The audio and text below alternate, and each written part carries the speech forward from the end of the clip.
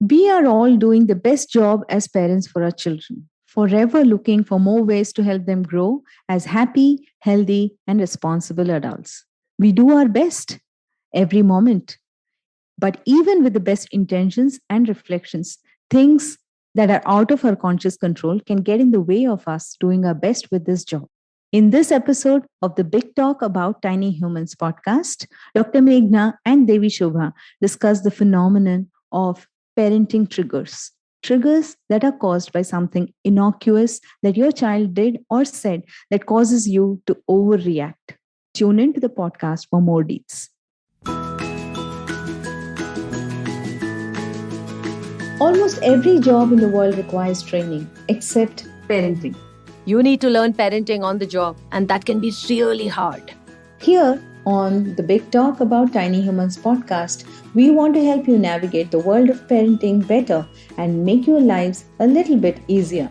Hi, I'm Meghna. And hi, I'm Devishobha. Every week, we bring you the best research on parenting, top tips from experts, and actionable strategies to confront the numerous challenges that all parents and educators face. So let's get started, shall we?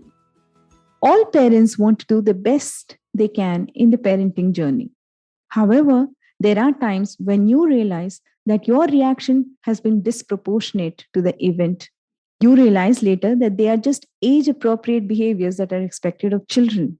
Today, we will be discussing the term parenting triggers and what past hurts can cause them to happen.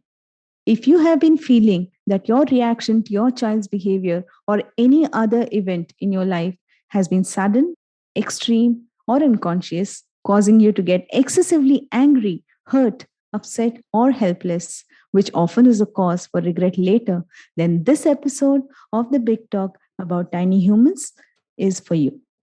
Hi, Meghna. How are you doing this week? Hi, Shobha. Doing well. Super busy. Rest all okay. Fine. Everything is fine. Great. Actually, everything is not fine. My son is not well. So, yeah. And when kids fall sick, you know how chaotic it can become. So, you told me when I spoke to you on Monday, your day was going very unpredictable, haywire. And that really triggers me. That really triggers me because I am such a super planned, super organized person that really throws me off. Like, you know, if I don't know what is going to happen in the next hour with me, I get very, very upset. Anxious. Right? Well, not exactly anxious, but just, you know, just get that feeling of this is so messy and chaotic. Right. So talking about triggers, this is what we're going to be talking about. Yes. You know, in a larger sense today about parenting triggers and what really causes them to occur, right? So Meghna, I just wanted to, start off with asking you, what really does it mean when we say past hurts can get triggered while parenting? Does that happen often? Well, Shobha, when we're growing up, right, we're taught certain things about life. And some of those things are not always healthy. And when we become parents, we project those same beliefs upon our children. For example, I see this very commonly in families. Emotional expression is unacceptable. You can't cry, you can't whine, you can't basically express your big feelings. And when children do that, it's met with harsh consequences, like a parent will start yelling or blaming or even punishment. So a child will quickly learn to hide all the emotions. And if the child tries to express anger, the parents would become angrier in turn. So when this child grows up and becomes a parent, they get triggered every time their child expresses anger. So that's how our past can impact our present. This is super common kya. This is exactly how we function unless we've done some healing work and become aware of our triggers. Our childhood and how we were raised, Shobha, it continues to impact us and how we choose to parent our kids. And there is no escaping from that. Right. And how often do you see this, Meghna? Do you see this, in your therapy sessions? Do you see this a lot? All the time. This is something that I see all the time. So this one father came to me for consultation because he was having an issue with his son who was actually bullying other kids. It was so difficult for this father to comprehend the idea that actually we have to put ourselves in a position of vulnerability in order to have empathy for others, to trust others, And when I asked him about his own childhood, this is what came forth. His parents were kind to him only when they wanted something in return. So kindness in his family was only used for manipulation. It was never authentic. So he learned that connection to others, real authentic connection, which, obviously requires you to be vulnerable, can only be painful. No wonder Mhm. then, he was obviously raising a child who was also scared of that vulnerability, that real authentic connection, and was ending up bullying other kids. So this is super, super duper common. It plays Yeah. out in different ways in different families. It plays out, it expresses itself in different patterns in different families. Yeah, and it can be really frustrating when you don't even know when it can trigger you. Like you suddenly unconscious reactions come out of you and you're wondering what the hell happened, right? So it happens a lot more than we can imagine. Yeah. So Meghna, how do you define, because you mentioned healing, right? Unless you do a lot of healing work. What really does that entail? What does healing work entail and how do you define healable moments? So, healing is basically awareness. Shobha. To be able to heal requires us to bring awareness to our triggers. Now, a trigger, what is a trigger? Let's first talk about that. A trigger is anything that you experience in the present moment that actually activates a feeling from the past. Okay, so a trigger is what will activate an old wound from our childhood, whether we are aware of it or not. Like, for example, somebody as a child was not heard, was not respected.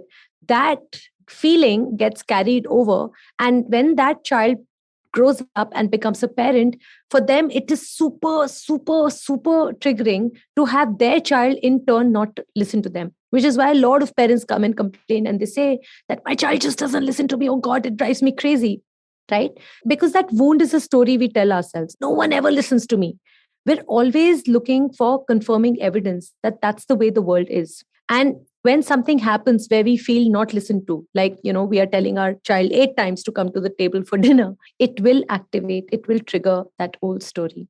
And what happens when you're a child who doesn't feel listened to? You're right, you feel angry, you feel frustrated. Those feelings come back from the past, whether you're conscious of it or not, whether you realize it or not.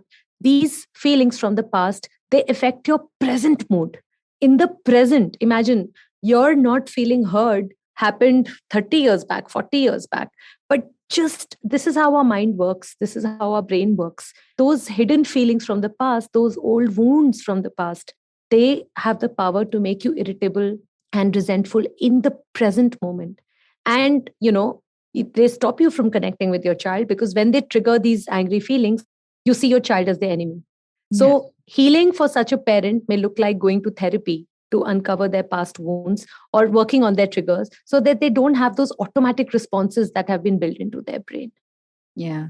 Thank you, Meghna, for that wonderful explanation. It's time for a short break. And when we get back, we're going to be talking about how to watch out for these triggers, what adult children can do to heal their relationship with their parents and thereby transmit it to their children and their parenting journey. And we're also going to be talking about everyday practices that we can follow to avoid the tripwire. Okay, welcome back. Thank you, Meghna. That was a really great explanation about watching out for healable moments and in some ways how to have take control of our own healing journey. Right now, you talked about triggers. Right now, to actually heal, right, to actually begin the journey of healing, I think the first step would be to actually understand and be aware of what is triggering us. I read this interesting book. In fact, just yesterday I finished reading this book. It's called When All Is Not Well. It's written by a monk called Om Swami. Okay. And in that book, he describes certain visualization techniques, right? And some of his techniques actually dwell very intently on how to watch out for these triggers, because a lot of the time, right, when people behave in certain manners, right, relationships can get affected. People sometimes they get angry beyond control, and they don't intend to, not all the time, right? It's on them to actually work on it, but sometimes they really do not know what it is that is triggering them, right? And in his book, he's written a beautiful explanation where some childhood experience, just like what you explained just now, some childhood experience that had caused a traumatic effect on their childhood, it kind of carries over, because of course they've buried it. They don't really relate back to it. But every object that they see in relation to the event, right? He had explained a story where there was this dad, right, who had extreme anger issues, right? He would explode all the time, even though he was loving at other times, right? So the wife, she knew that this guy was loving and he wants to change, he wants to help himself, but the behavior is just repeating over and over. She doesn't know what to do. She's just trying to help him out, but she doesn't know what is causing it. He himself doesn't know what is causing it. And then they attended therapy, and in therapy they got to know that during his childhood he has a very traumatic experience with a baseball bat, where another kid actually beat him up, right? And he broke his knee, right? And when he was trying to protect himself, the only way he could protect himself was by yelling and screaming, and that's how he got the attention of others, right? Now as an adult, that's what he does every time he needs some kind of control over the situation. The only thing that he can think about is yelling and screaming, right? And that was what he did. And ultimately, during his healing journey, he also recognized that anything that is related to the game, the baseball game, even if he kind of comes across it very unconsciously, like he's going shopping and he sees a baseball bat or a ball or, something like that, it triggers it in him very unconsciously. And then after some time, there is a yelling episode. And he did not even recognize this pattern until the therapist actually decoded it for him. So, I think paying attention to these things, right? It takes a certain method to it. So, what are your recommendations to watch out for these triggers? Yeah, I think watching out for these triggers is best done through awareness work.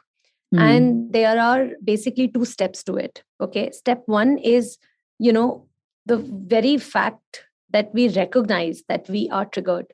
And this is the most important step. Awareness of our trigger response. That is something that will bring change, even if we consciously do nothing else. So take note of how you're reacting in your body and mind. What are you thinking? Is your body tense? Is your heart racing? Journal about the response, right? So recognize that you are triggered. That's the first step. And the second step is that work to stay in the present moment. Now, the one key to awareness work is understanding that our response is not at all about the present moment.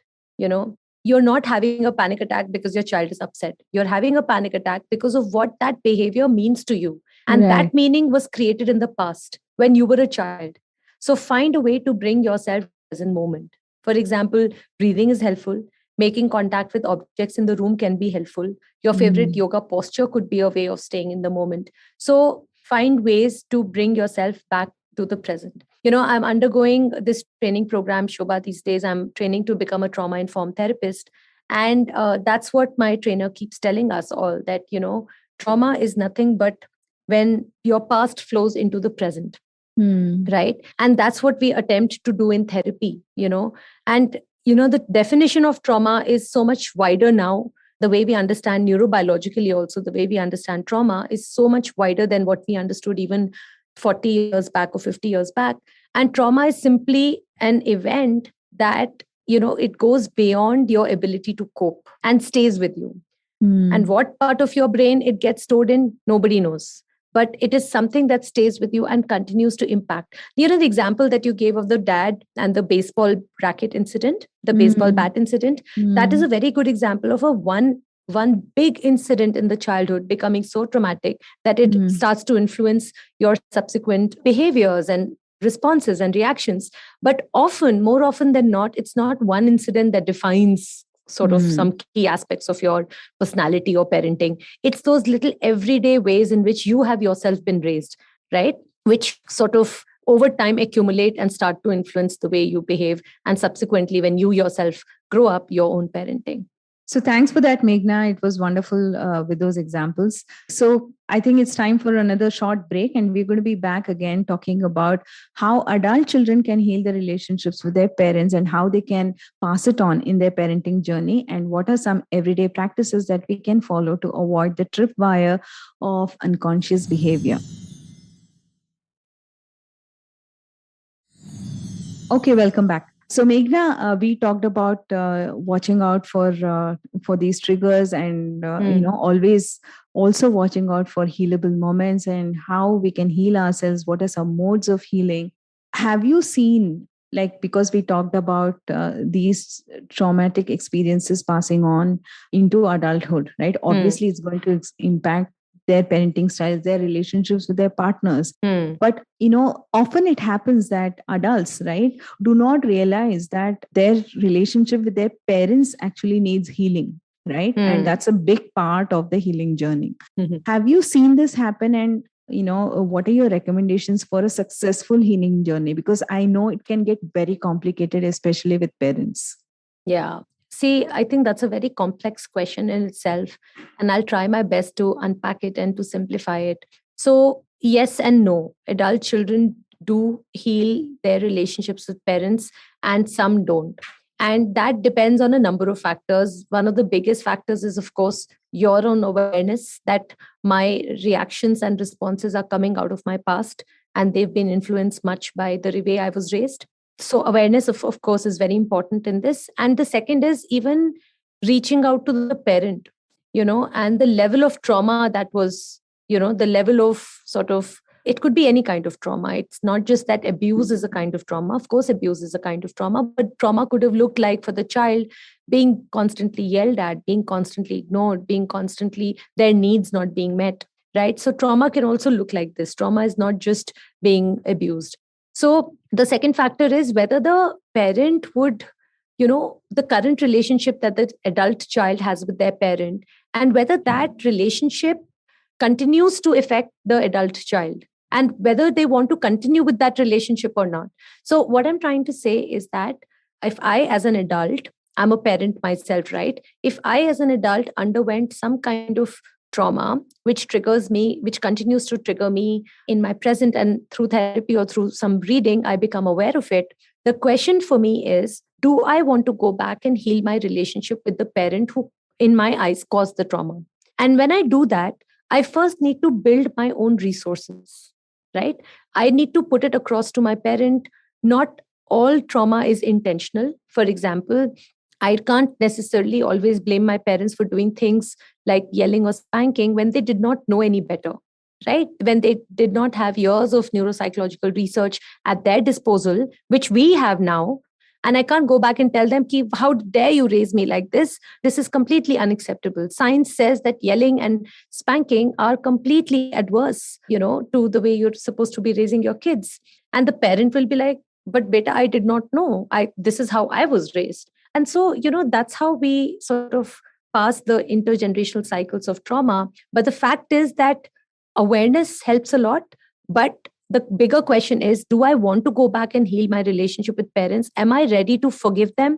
And if I'm not ready to forgive them, and if I'm not willing to let go, it's okay for me to be able to draw healthy boundaries with that said parent, and to say that, what, this is not something, it's too disturbing for me. I'm dealing with it in therapy, I'm processing it, but I just cannot have a relationship with you right now because this is actually hindering my healing. Right. So the answer to your question, the long winded answer to your question is yes and no. Adult children do sometimes and do not sometimes manage to heal relationship with their parents who originally caused the trauma, which actually triggers them. Right. So an example of this would be this client of mine. Okay. She's a young 20 something girl who is, now living independently, earning money for herself in Bangalore, smart, outgoing. And she's had a significant trauma in her family of origin with her parents. And by trauma, I don't mean any kind of abuse, but just her needs being, not met, in the sense every time she would try to express something, she was shut down. She was not never really heard. Her opinions were never respected because, tumhe kya aata hai, tum to bacche ho. And the family culture was itself such that, it was a very guilt-based model. Ki for everything, her parents guilted her.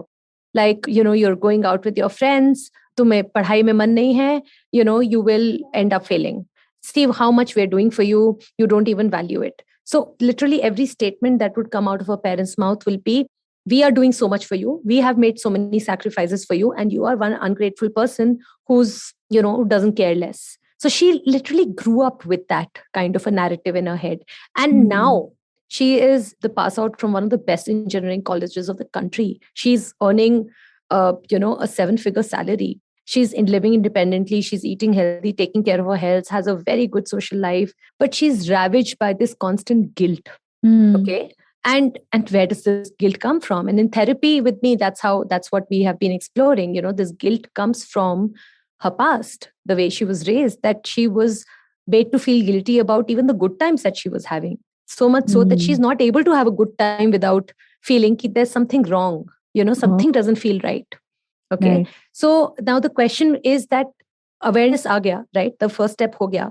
Uske baad, how will she heal her relationship with her parents? So what we realized, and she did manage to go back home to her hometown and, speak to her parents. And what she realized in those series of conversations that she had, that her parents are still stuck where they were. They were not willing to grow. They were not even willing to listen. And she then came back and told me, you know what, you're talking about healing. They are to matlab stuck there only, in that century only. Matlab, even if I try to say that, this is what my emotional needs are or were, they are very, very dismissive. They trivialize everything. And they're repeating now the same pattern with her younger sibling, which she feels extremely sad about. Right. So then what we decided was that she will just have to learn to draw healthy boundaries with them. Because what are our options? She can't heal the relationship with them, because healing is not possible, because they continue to be where they are, even though she has traversed a personal journey. She does not want to cut off her relationship with them, because she does love them. But the one thing that she hasn't done till now was draw healthy boundaries with her parents. That whenever her parents would be intrusive about, I mean, they're sitting in one part of the country, she's in Bangalore, and they'll be like, "Kahan ja rahe ho? Kyun ja rahe ho? Jaldi wapas aana. Kiske saath ja rahe ho? Ladke to nahi hai," types. She'd be like, "You know what? I will only share limited information with them, because they are totally not appreciative of my life. They judge me for my lifestyle. They always have. Even when I was the most studious student, even when I cracked the topmost engineering institute, they were still judgmental and critical. So they will not never understand and appreciate my life choices. So I will not share. So that's my healthy boundary. I will not share my life with them. Right. Only limited information I'll give them." So I think that's a beautiful example of how you can navigate through this healing process. Healing doesn't always mean ki all the parts that are within me, even the painful, hurtful parts, will become perfectly okay. I will become unbroken and everything will be fine, happy ending. No, that doesn't mean like that. It just means that the part which are hurting, and that the parts that are, wounded, I will be able to minimize those parts and heal those parts. But the parts of me which are healthy and functioning, they will become stronger and bigger. Right. So Yeah. healing does look different for different people. It does not look the same for everyone. I like the part where you said that you focus on, strengthening what is actually working for you, right? And not focusing on the broken parts. So that's absolutely awesome. So Meghna, I just want to understand, because we talked about, going back and trying to heal the relationship with our parents. But I think a more beneficial approach would be to look forward and see that our past hurts do not act as triggers that can damage our relationship with our children, or even our partners, or even our work, right? So what are some everyday practices that we can follow to avoid this tripwire? I think that's a very useful question, something that I teach practically all my parent clients. Right. And I've summarized those practices, to avoid that kind of tripwire into 4 categories. And that can be summarized with the acronym CONS, CONS. So I'll explain what this abbreviation stands for. C for compassion. So basically, most of the adults who've been through trauma in their childhood, who are now fully functioning adults who come to therapy, I've seen one consistent pattern in all of them. They are just so harsh on themselves. They are, oh my God, and that's the one thing that strikes me. You are fine, you are lovely, you are wonderful. Why are you so mean to yourself? It's almost like, I don't deserve the good things in life kind of thing, even though their behavior will be completely opposite. I'm talking about, their inner life, their inner child. So the first everyday practice that I actually give them is for them to practice self-compassion and empathy. They need to remind themselves that these are the things that There are things that will challenge them. But these are the things which are challenging, which will pose as opportunities for learning and opportunities for growth. Blaming yourself for whatever is not going to do any good to you, or even fact, even to your child. But empathizing to ourselves and self compassion doesn't come very naturally to many of us, most of us. But it also does not mean that we don't hold ourselves to a high standard. Empathizing with ourselves does not mean not holding ourselves to a high standard. It does not mean not aiming for growth, but it means that what we are doing is hard work and it matters. I usually tell people to write a letter to themselves, a kindness letter, and you won't believe the first draft of that letter, even that is not usually kind. So we sit and we review it and we try to make it more kind without losing the authenticity. So the first practice is definitely practice kindness and self compassion. The second, O is outcome. So what is the meaning of outcome? When you It's basically imagining and practicing a different outcome. So once you've identified your parenting triggers, okay, start imagining the probable outcomes of the situations that can be different. What can I do differently the next time the situation arises, right? Focus on how these different responses make you feel. My child is not listening to me. I'm getting super frustrated and irritated. What can I do differently the next time my child doesn't listen to me? Okay. Remember this principle of being focused on the present. I am aware of my body language in the present. I'm aware of my tone of voice. I'm aware of the words that I'm using in the situation. I am aware of the present. And that is how I can decouple myself from the past and prevent it from flowing in my present when I imagine and practice a different outcome. So the next two are N and S, cons, CONS. N is needs, basically, unmet needs, because as a child, it's possible, or even as an adult, a lot of your needs, emotional needs, were not met. And by the way, that's another interesting thing. 70% or 80% of the clients that I meet in therapy, when I ask them what are your emotional needs, they draw a blank. So please start by becoming aware of your emotional needs. In fact, have a YouTube video which is in the context of a couple, but that video sort of helps decode how do you even arrive at your emotional needs.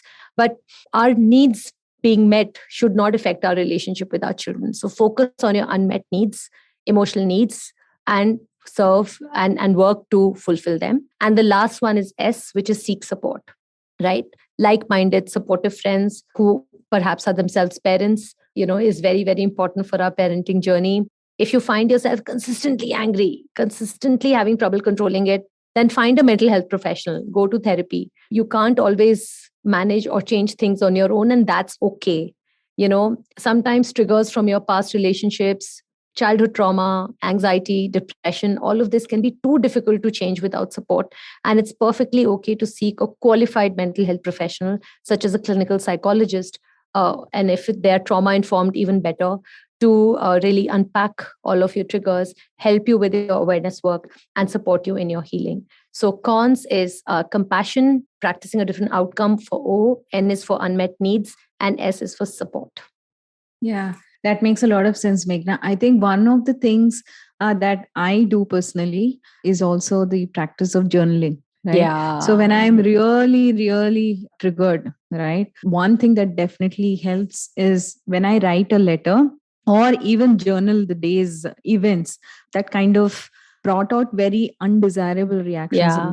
Right. So I think that is a practice that I teach my children also. And sometimes it's a when beautiful practice, Shobha. Yeah. I can't tell you how much I emphasize it in therapy as well. It is such a therapeutic practice, actually, research validated, by the way.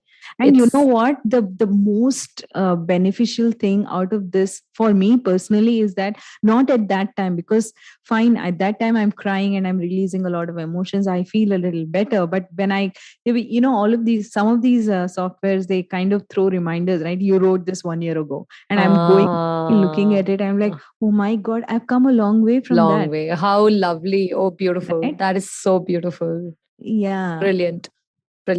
I wish we would all do that, right? And we'll literally see our journey of personal growth. Yeah. Kudos. Amazing. Yeah. So thanks for all that, all those lovely strategies, Meghna. I think that makes a lot of sense. And I love the way you're helping people, especially in their very important mental health journeys, right? So I think the work we do is very important. And I just wish there are more and more people who realize the importance of how keeping their mental wellness in check is such an important aspect of their lives. So thank you for this, and I hope people listening to this podcast took away a lot from this. I really enjoyed this conversation with Meghna, and this episode marks the closure of season 1 of the Big Talk About Tiny Humans podcast. It's been such a pleasure having you around, and we hope to come back to you with a season 2 with a big bang, and we hope you enjoy it the same. Thank you and stay tuned.